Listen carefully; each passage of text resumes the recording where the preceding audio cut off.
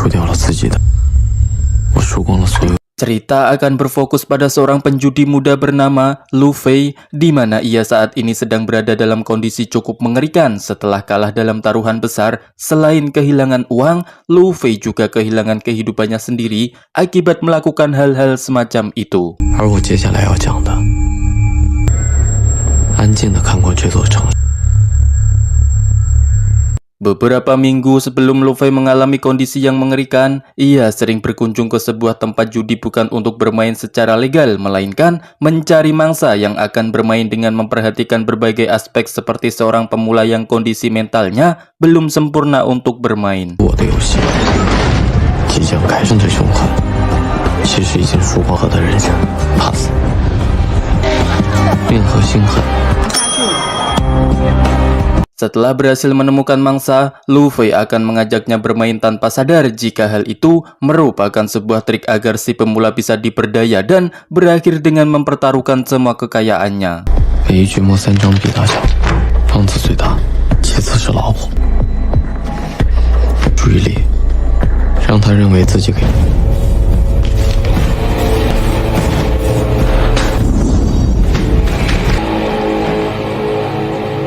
Rupanya di balik kejahatannya itu, Lu Fei merupakan seorang anak yang berbakti. Hal itu dibuktikan ketika ia menggunakan uang yang didapatkan untuk mengobati ibunya yang sakit, di mana si ibu saat ini memerlukan donor darah yang harganya sangat mahal sekali. 等我攒够了钱，我们也。你才回来。 Ketika Lu Fei hendak bekerja seperti biasa di kasino yang biasa juga, ia pun dihampiri oleh seorang bapak-bapak yang mengajaknya taruhan lempar koin. Meski awalnya sempat menolak, namun karena uang taruhannya sangat besar, apalagi bapak-bapak yang mengajaknya terlihat seperti seorang pemula pun membuat Lu Fei yakin jika dia bisa memenangkannya. 赌100万呢？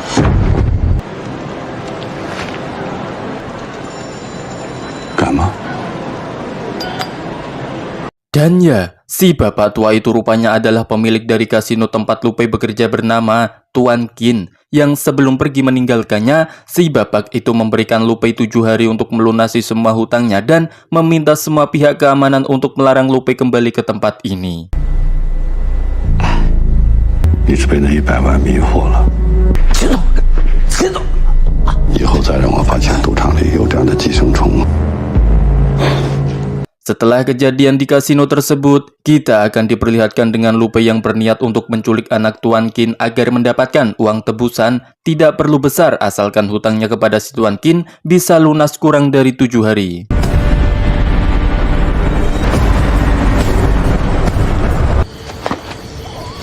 Terlihat dari kejauhan, Lu Fei nampak memperhatikan anak Tuan Qin bernama Xiao yang baru saja keluar rumah dengan cara yang tidak biasa, sehingga Lu Fei hanya bisa membututinya dari belakang sebelum melakukan tindakan sesuai rencananya.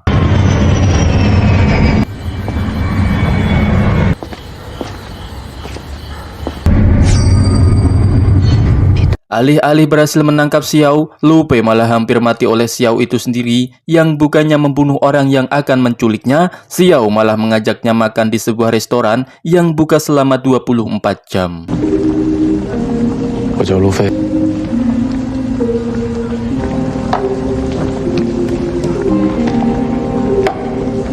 Di restoran, Xiao menyarankan agar Lu Fei menculik orang lain saja. Hal itu ia harus lakukan karena tidak akan mendapat apa-apa darinya, yang meskipun ayahnya Karayaya, Tuan Qin tidak sekalipun menganggapnya anak. Bahkan dia dalam lubuk hatinya berharap agar Xiao segera mati. 这么晚，你就答应我一件事，你的债我帮你解决。一家都是神经病。 Setibanya di rumah, Lu Fei rupanya diikuti oleh Xiao yang memohon agar dibiarkan menginap selama 1 malam, di mana Lu Fei mengizinkan asalkan Xiao tetap bersikap baik dan tak menyentuh badannya tanpa izin. 你就先收留我1个晚上，朋友家我也没法去。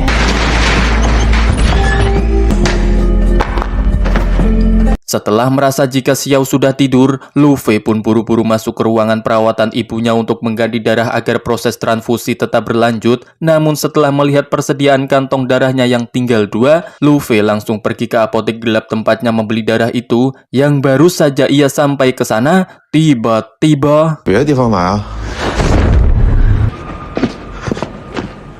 Ya, Lu Fei ternyata diculik oleh Tuan Qin dan diancam agar segera melunasi hutangnya sebelum tanggal jatuh tempo, dan jika sampai akhir tidak bisa mengembalikannya, maka Tuan Qin akan menjual semua organ dalamnya ke pasar gelap yang jelas tidak terang sama sekali. 把好的食材做成了垃圾，还浪费我的时间。第二， Sepulangnya ke rumah, Lu Fei langsung mengusir Xiao dan menghapus jejak spidol di tubuhnya. Dia sangat frustasi dengan apa yang menimpannya barusan sampai akhirnya teringat dengan perkataan Xiao di restoran tempat pertama mereka berbincang yang ternyata Xiao meminta agar Lu Fei menculiknya dan uang tebusannya bebas digunakan tanpa membaginya sepeser pun.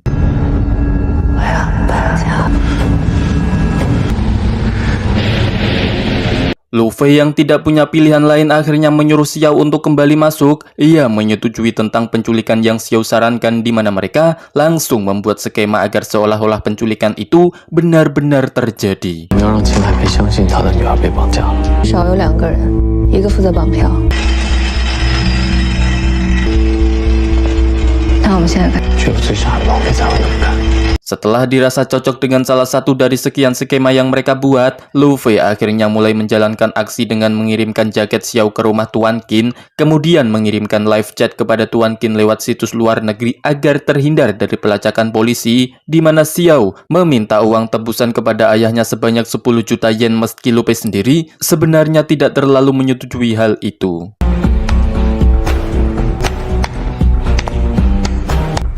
这个邮件也他们出去吧。 如不答， Untuk mengobati rasa penasarannya, Lu Fei pun bertanya kepada Xiao terkait alasannya kenapa dia sampai bertindak sejauh ini, di mana Xiao menjelaskan jika dirinya hanya ingin menjadi seorang anak yang disayangi oleh kedua orang tuanya, bisa bebas melakukan apa yang dia inginkan, tidak terkurung di dalam rumah seperti burung Lu Fei yang saat ini terkurung di dalam sangkar. 爸不会不给你。接他，有时候我都在。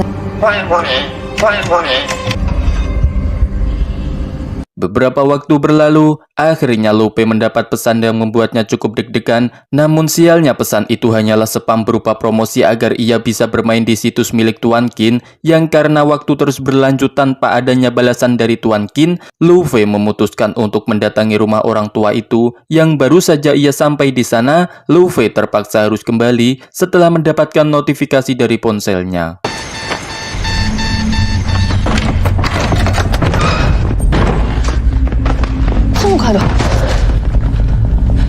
Sesampainya di rumah, ia langsung melihat sang ibu yang untungnya baik-baik saja. Yang selain merasa senang dengan hal itu, Lu Fei juga diberi sebuah kejutan berupa masakan enak dari daging segar yang ternyata adalah dari hewan peliharaannya sendiri.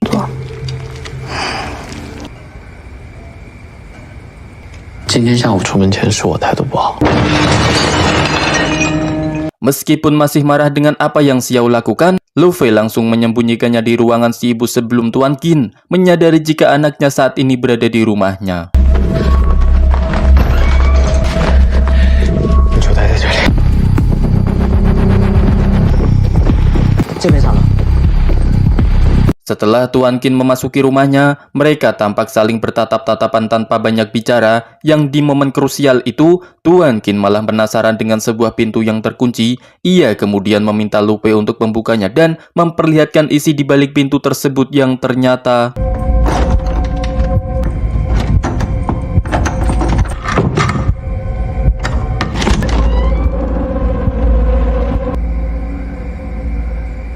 Setelah orang yang paling dibencinya pergi, Lu Fei langsung mendatangi Xiao untuk mengajaknya keluar. Yang alangkah terkejutnya Lu Fei saat melihat si ibu sudah tergeletak di lantai dengan kakinya yang berdarah-darah.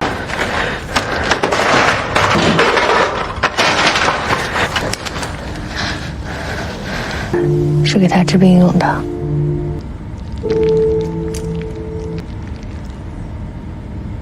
Setelah melakukan penanganan darurat, barulah Lu Fei bercerita tentang sosok si wanita yang ia rawat. Ternyata wanita itu bukanlah ibunya melainkan seorang direktur panti asuhan. Lu Fei adalah seorang anak yatim piatu yang diselamatkan oleh si ibu direktur, diberi tempat tinggal, makan, dan pendidikan sampai SMA, hingga pada suatu hari, Lu Fei melakukan sebuah kesalahan yang berimbas pada yayasan tempat tinggalnya. Entah apa yang sebenarnya dia lakukan, tapi yang pasti satu persatu donatur yayasan mundur satu persatu, sehingga untuk memberi makan anak-anak panti, si ibu harus memulung sampai ke lingkungan pabrik kimia. Yang dari kerja kerasnya itu, si ibu divonis memiliki sebuah penyakit bernama hematologi atau sebuah kelainan darah, sehingga untuk keberlangsungan hidupnya, Lu Fei harus menyediakan darah segar untuk ditransfusikan kepada si ibu yang saat ini memerlukan sel darah yang sangat banyak.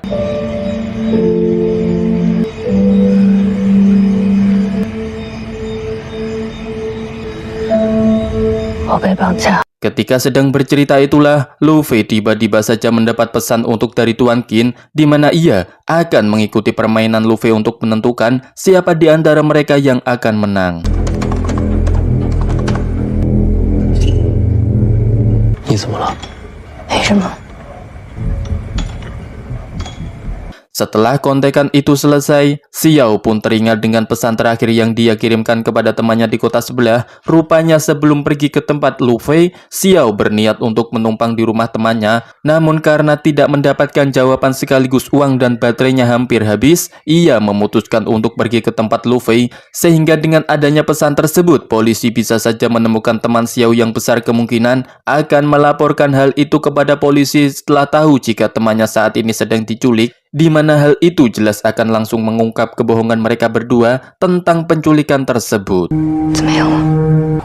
如果警察拿到这条留言，按照我们的计划，10点21分应该已经。 Esok harinya mereka langsung pergi ke Haicheng untuk menemui teman Xiao. Yang sesampainya di lokasi, Xiao langsung pergi ke apartemen temannya, sedangkan Lu Fei sendiri akan menunggu di dalam mobil yang baru saja ditinggalkan oleh Xiao. Tiba-tiba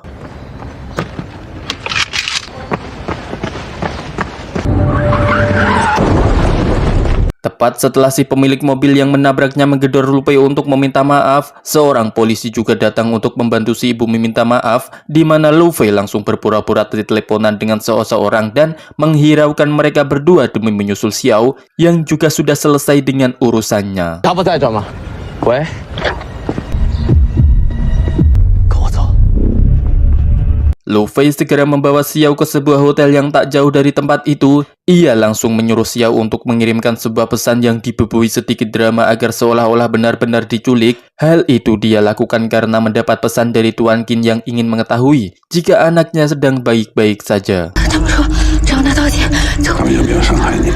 他们一直控制我，是我想 Setelah mendapatkan pesan itulah, Tuan Qin akhirnya mulai luluh dan memintanya menjaga Xiao agar tetap baik-baik saja, di mana Tuan Qin akan menuruti apa yang dia inginkan asalkan anaknya tidak kenapa-napa. 再想他们会怀疑。 Selesai dengan Tuan Qin, Xiao mulai menggoda Lu Fei dengan bersandar di punggungnya. Hal itu membuat Lu Fei sangat ragu dan mulai menunjukkan jika dirinya sangat menyukai Xiao yang saat ini ada bersamanya. 我唯一的情人，陆飞。 Malam harinya Lu Fei membawa Xiao ke Gunung Mingjin sesuai keinginannya. Ia hanya ingin mengenang kenangan masa kecilnya ketika dulu sang ayah mengajaknya ke gunung itu. Meski kenangan bersama sang ayah tidak seindah yang dibayangkan, tapi setidaknya dia masih memiliki sesuatu untuk dikenang. 他这个人呢，他是个怪人，自由自在，过几天就去了。 Di sana, Xiao menanyakan tentang untuk apa uang yang nanti akan didapatkan. Lu Fei pun menjawab jika uang itu akan digunakan untuk keperluan pengobatan si ibu, kemudian mencari sebuah obat ajaib berharap bisa menyembuhkannya.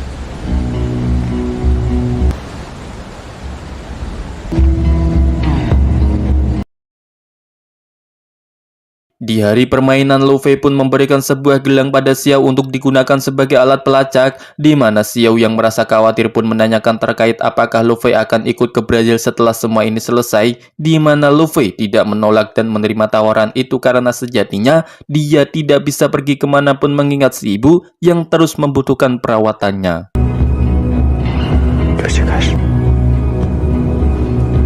Waktu permainan pun dimulai, Tuan Qin tampak sedang menyiapkan uang tebusan anaknya di mana Lu Fei memberikan instruksi kepada Tuan Qin agar mengantarkan uangnya ke sebuah tempat bernama Haicheng.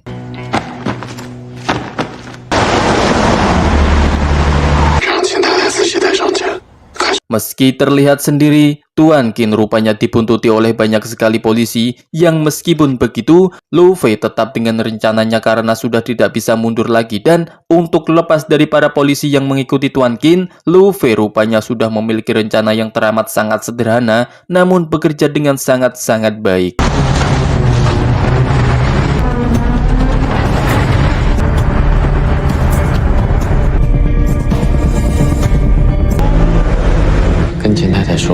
Lolos dari para polisi, Lu Fei meminta Tuan Qin untuk pergi ke sebuah atap hotel dan melemparkan uangnya yang kemudian akan langsung diambil oleh seseorang.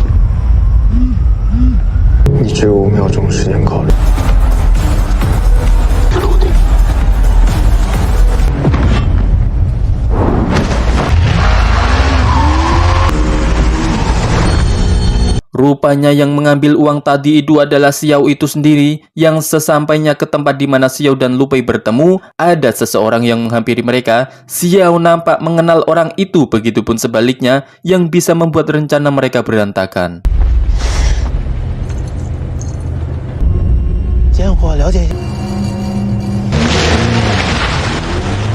Setelah sampai ke tempat aman, Lu Fei langsung mengikat kembali tangan Xiao dan menyuruhnya pergi ke supermarket untuk meminta tolong.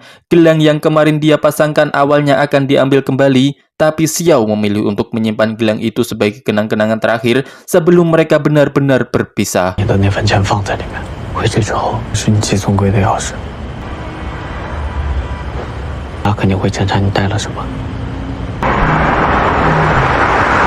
Ketika di jalan pulang, Lu Fei malah kecelakaan. Ia juga mendapati ibunya sedang merangkak di lantai yang mungkin karena terjatuh, di mana kesialan itu tidak berhenti di sana saja karena setelah membawa ibunya ke rumah sakit, Lu Fei malah mendapatkan kabar dari Tuan Qin tentang penemuan mayat Xiao di Gunung Mingjin, sehingga selain kasus penculikan ini, Lu Fei harus berhadapan dengan kasus pembunuhan yang hal itu sudah terkonfirmasi oleh pihak kepolisian, sehingga Lu Fei tidak bisa mengelak meskipun bukan dia pelakunya.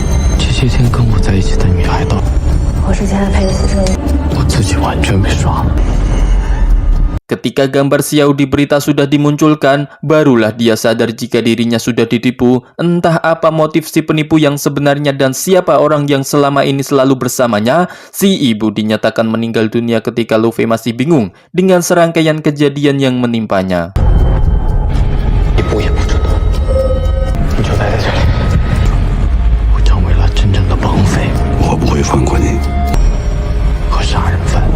Kematian si ibu membuat Lu Fei sangat terpukul. Ia melampiaskan amarahnya dengan mengacak-acak rumah ditambah dengan sebuah rekaman dari si ibu beberapa saat sebelum dia meninggal dunia.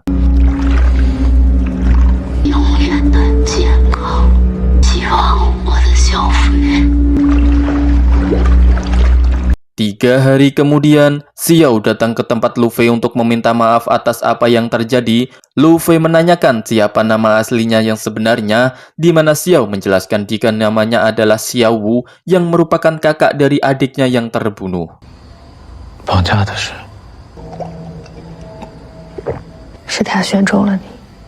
Xiao pun bercerita jika adiknya adalah penikmat bubuk terlarang. Sebagai kakak yang baik hati dan loh jinawi, Xiao pun merampas bubuk itu ketika adiknya masih nge-fly di dalam pemandian, yang karena si adik marah dan mengancam sang kakak sampai mencekiknya untuk mengembalikan bubuk tersebut. Tuan Qin yang kebetulan lewat pun mencoba melari mereka, tetapi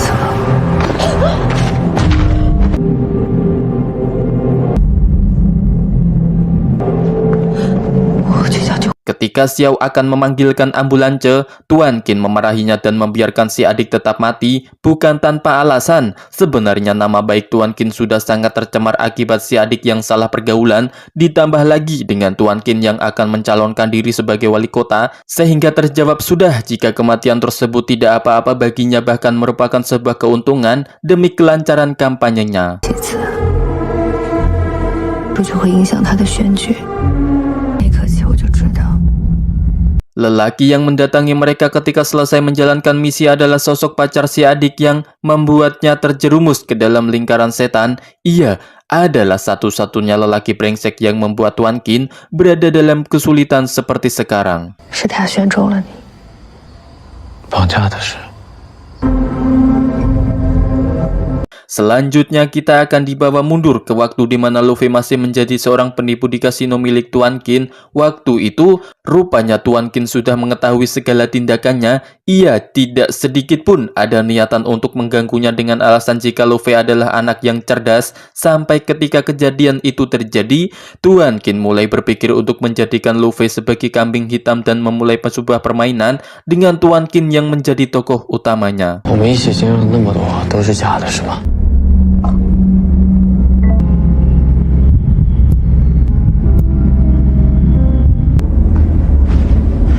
Mengetahui kejadian itu serta apa yang dilalui olehnya dengan Xiao adalah permainan belaka, Luffy hanya bisa meratapi nasibnya saat ini bersama si burung yang rupanya masih hidup.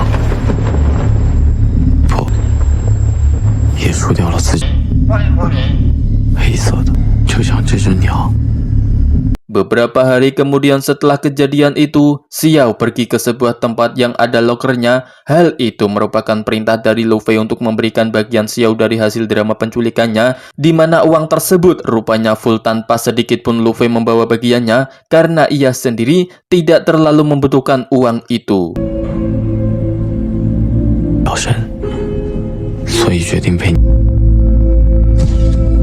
Luffy sendiri diculik oleh Tuan Qin dan berniat membiarkannya pergi, di mana Luffy yang masih bingung dengan apa yang sebenarnya terjadi pun bertanya tentang bagaimana caranya Tuan Qin bisa menang. Tuan Qin pun menjawab jika sejak pertama kali bertemu, ia sudah menunjukkan sifat kejahatannya kepada Luffy sehingga membuat dia percaya jika Tuan Qin adalah orang yang jahat. Dan setelah Luffy mempercayainya secara penuh, Tuan Qin mulai memainkan peran sebagai penjahat sesungguhnya, sehingga Luffy yang terdesak pun malah menggali lubangnya sendiri dengan mengumpulkan setiap keahliannya dan semakin hanyut terlarut dalam drama tersebut.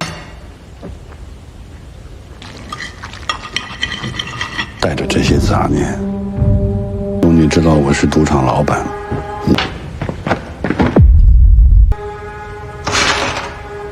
Tuan Qin pun membiarkan Luffy kabur dengan membawa uang tebusan itu bersamanya, di mana Luffy malah menanyakan tentang kematian si ibu yang memang dia mati secara tidak wajar, dan Tuan Qin sendiri mengakui secara tidak langsung jika dialah pembunuhnya.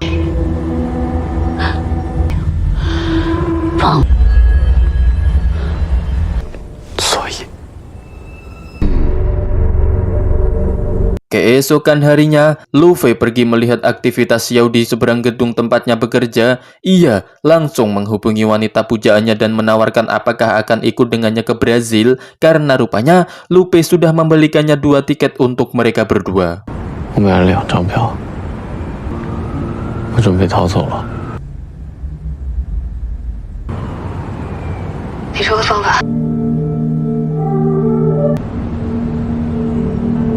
Sejak kejadian itu, Xiao mulai merenung tentang apa yang ia harus lakukan, di mana Xiao meyakinkan dirinya untuk tetap berangkat meninggalkan sang ayah dan kemewahannya hanya demi bersama Luffy, orang yang sangat dia sukai sejak pandangan pertama.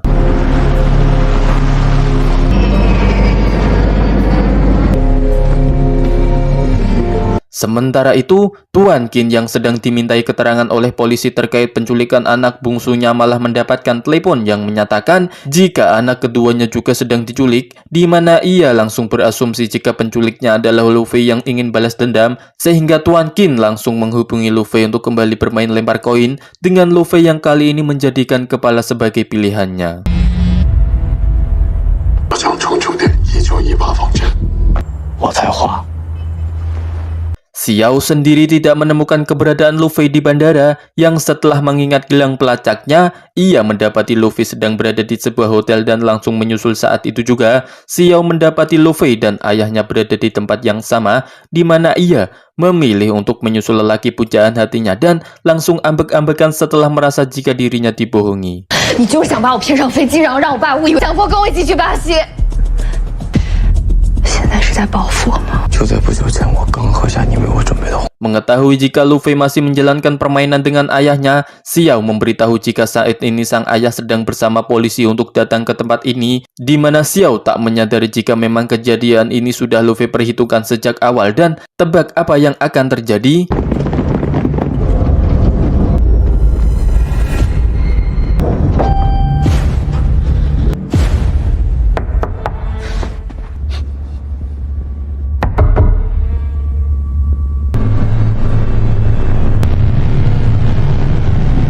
Ya, rupanya orang yang Tuan Qin datangi tidak lain dan tidak bukan adalah pacar anak bungsunya itu sendiri, yaitu si pecandu. Sehingga kali ini tamatlah sudah riwayat Tuan Qin untuk menjadi wali kota karena polisi akan mulai menyelidikinya lebih jauh. 带走。这些多，哎，小雨怎么跑去？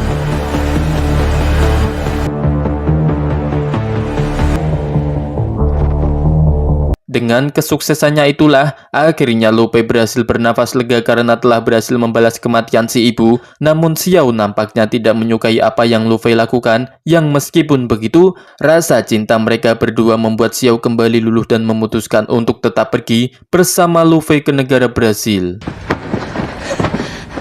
爹，这是外衣，会陪你。